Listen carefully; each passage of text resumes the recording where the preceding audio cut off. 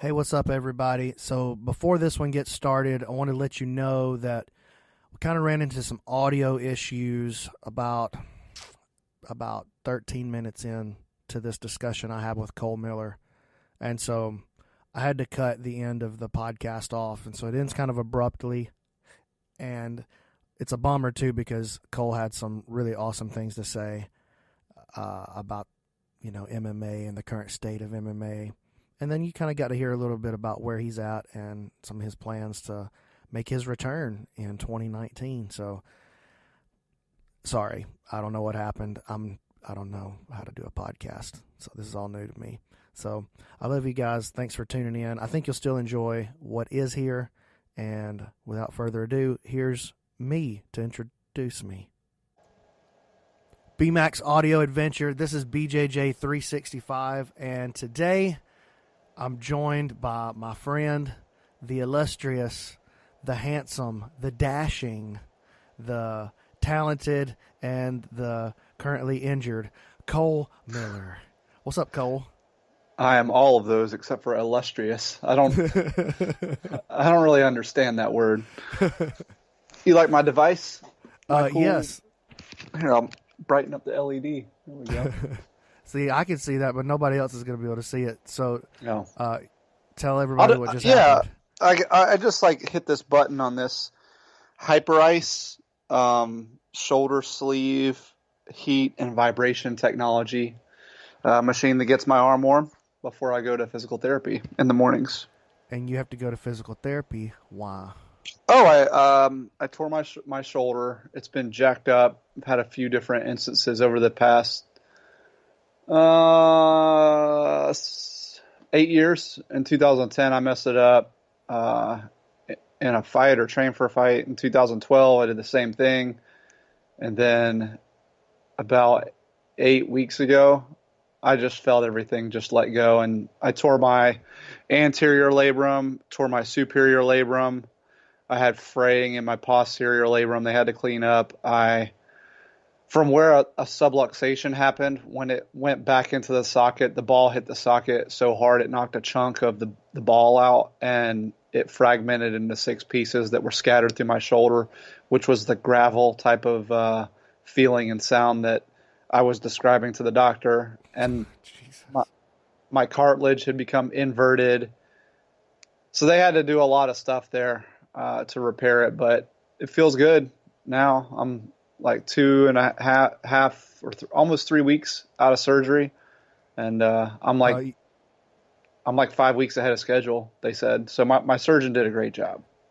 Well, and I also saw that you were trying to do stuff on the mat like 3 days after your surgery. No, it was like 2 days. It was like 4 days, but yeah, I was instructing. I wasn't doing stuff. I was instructing. You were showing stuff. I was showing a Toriando pass to a guy that, yeah. Yeah, that's showing stuff. I'm trying to help people. I wasn't doing stuff. I was showing stuff. You don't care about your shoulder. Your surgeon would be so mad at you. He's like, he did such a good job, and then you're going to come in and ruin his work. No, they Toriando pass. They tell you to do nothing because most people will say, "Oh, it feels good, so I can do blank." But I was like, "Nah, this is like my 7th surgery and like my 150th injury. I can do this, so I will do this, but I will not do this." Yeah. which would have been doing stuff. Yeah, you're a veteran. I was showing stuff. You get how it works. I always come back from my surgeries like super fast, but I limit myself. I just don't allow myself to do. So like, oh my God, Brandon, you had knee surgery. What are you doing on the mat 2 weeks later? I'm like, I'm bridging with one leg. What are you talking about? You know what I mean? Like, yeah, there you go. Practicing shrimping on one side. Like, right. I think that really an injury is like the best way to get better in a lot of ways. I've been spending all my time instructing, thinking about how I can instruct better, and taking notes on jiu-jitsu. So I'm feeling like I'm already getting better. Yeah.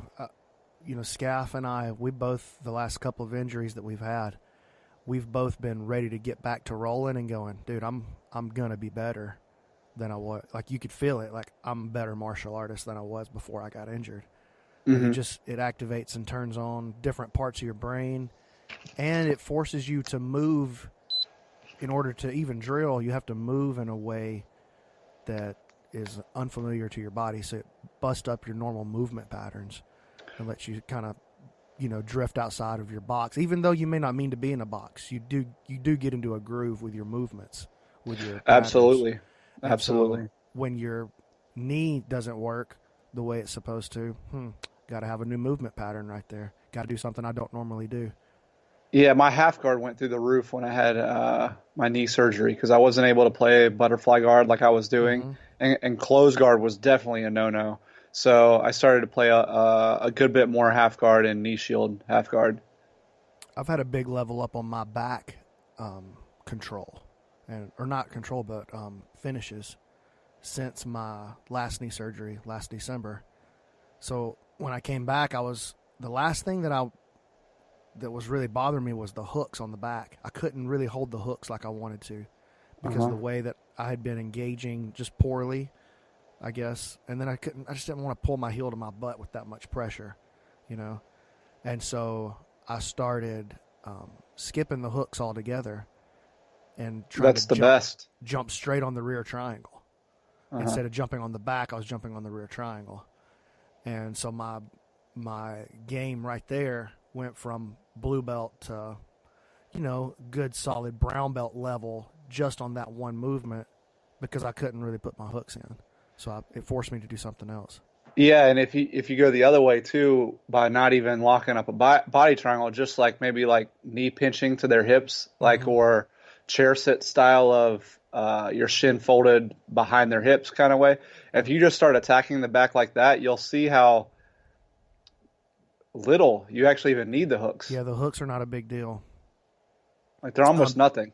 Donner talks about that on his new back attack series, how the back is really a matter of keeping your opponent between your shoulders and your hips. If you can keep them on that line right there, then you can control them. And they're controlled by the shoulders and hips. So talking about diagonal levels of control, stuff like that. Good set. Not as good as this leg set. I just go with Marcelo Garcia, chest to back. That simplifies it for me. I can just chest to back. So wherever they turn, I try to turn that same way and like pull their back through my chest, like as hard as I can. So scary when you get on the back. You break my teeth. You tried to kill me a couple of times. Or pull your seatbelt grip through their chest, like you're trying to explode their sternum or their heart. Like if you do that, then your chest will stay to their back. I think you're right. It's another thing I was thinking about doing was just driving a stake through us both. Okay. And nobody rotates that way.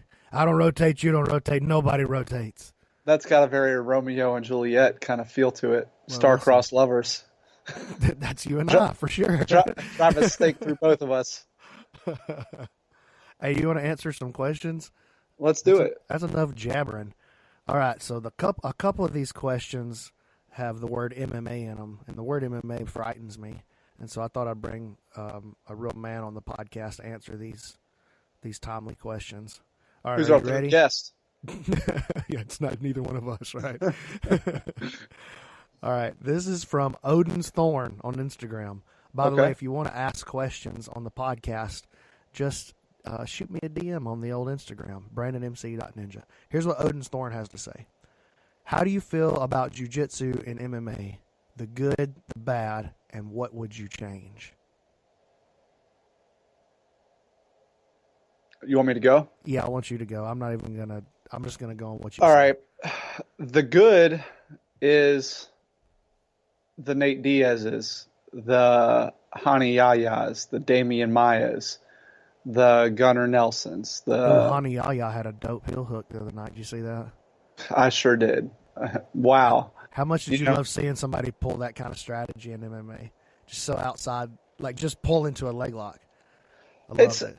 Yeah, I really liked it too. I think that he showed how low risk it is, but it's not low risk for everybody. You have to know how to defend yourself off of your back. But it's it's a great strategy, I thought, and I think that a guy like him is gonna, if he continues to do things like this and learns how to make the grappling more unpredictable, similar to how strikers are able to make their striking unpredictable, that gives them an edge, that Hani and guys like Hani will have a much higher level of success. Adriano Moraes, he's sick. There's a lot of really good MMA jiu-jitsu fighters out there. Look at Ryan Hall. I mean, that guy's awesome too. These are the good, especially when these guys use their jiu-jitsu.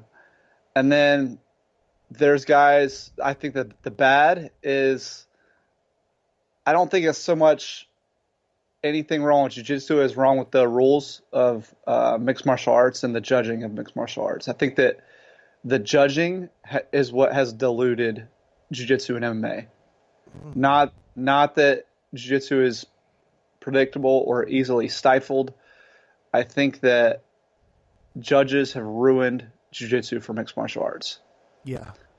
Because if you don't know what you're judging and you are giving somebody control who maybe they're not winning, but they're definitely not losing, like the top guy I'm trying to refer to, or he's not losing, but he's definitely not winning. He's just like, he's there, and you give this guy, points, or you give him the nod at the end of a round because you don't know what you're looking at, then that starts to change how fighters will invest themselves because of the way MMA is with the payout. It's half and half. It's show is X, win is X. Right. You see what I'm saying? So like your quality of life is half as good if you lose. So now jiu-jitsu fighters will go, well, I'm not able to do this. I need to train more wrestling in that. I need to, if I get stuck on the bottom, I need to work my way back up to the feet. Now, I don't want to get into a conversation on right or wrong. That's up to each martial artist to decide. But if the judges are telling you that it's wrong, in quotation marks, then you are going to spend your time doing the things that are going to help get you the nod, because you want to live a life that is twice as good, not half as good. You understand what I'm saying? Yeah. And what's worse about this is that is fine if the martial artist is the one that's deciding that. But what you end up seeing, especially within super camps, is that these head coaches, they are now coaching the martial artists according to the judging of people who know not the rule set, the judging of the rule set. It's you don't get points for being on top in the rules. That's subjective to a judge. So the judge is saying this, and so these coaches at super camps will start coaching fighters to, if you get taken down, just get back up. If somebody's going for a takedown, you cannot be on your back at all. You cannot. It's like that, And I think that that's the bad. For jiu-jitsu in mixed martial arts, the judges have ruined it for us. Now, the next generation has already started to come through of judges that do train and have trained, and judges that have fought and have jiu-jitsu black belts. And I think that this is going to be the beginning of jiu-jitsu coming full circle. Everything will always go full circle. And then, in 10 years, jiu-jitsu will be at the bottom again. But I think that the next wave of judges coming through is going to make jiu-jitsu good again. So the good is the guys that are still repping it. The bad is the judges. And what would you change? I would change the judges.